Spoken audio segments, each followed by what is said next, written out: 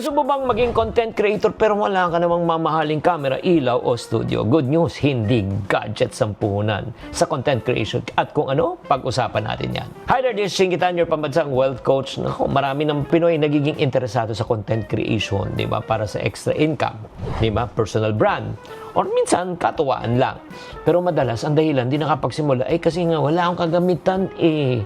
Ang totoo lang, hindi kagamitan ang hinahanap ng audience, kundi kabuluhan. Oo, ito ang realidad. Araw-araw, may mga bagong content creator na lumalabas. Pero hindi lahat pinapanood, ha? Ang mga pinapanood lang yung talagang relevant, ha? Hindi nakukuha sa ganda ng camera yan. Kahit maganda ang camera mo, kung hindi ka naman pinapanood, walang silbi. Kaya nga, anong pinapanood ng tao? Una, educational or how-to content. Ito yung ika nga nakakatulong sa ibang tao. Halimbawa, on my end, nagtuturo ko paano mag-budget, humawak ng pera, mag-start ng negosyo. May mga iba nagtuturo kung paano magluto. May mga iba nagtuturo kung paano kumain. Kaya mo yan.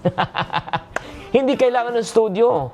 Kailangan ng malinaw at simpleng mga bagay na pwedeng pakinabangan. Pangalawang pinapanood ng tao, yung mga tipid tips o life hacks, yung madali ba? Like for example, imbis na bumili ka ng bagong kawali, yung lumang mong kawali, mapakinabangan mo pa at malinis mo pa. Diba? Yan ang mga totoong experience. Pangatlo, alam mo, pinapanood ng tao, yung mga personal vlogs, personal journey, storytelling. Di ikukwento mo yung mga pagkakamali mo, yung mga natutunan mo, yung mga kapalpakan mo, dahil hindi perpekto talaga ang buhay ng isang tao. Pang-apat, yung pinapanood pa rin ng tao, yung mga tinatawag na faith-based or yung talagang motivational, short reminders, prayers, daily content na talaga nakaka-encourage and inspire.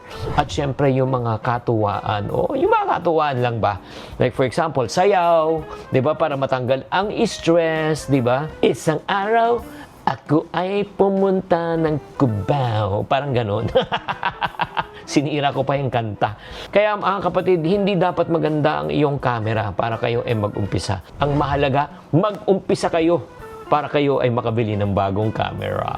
Di ba? Sana naman naliwanagan po kayo sa episode na ito. Kung gusto niyo pagkakitaan ng content creation, tatandaan, tamang karunungan, tamang disiplina ang susi sa pagyaman.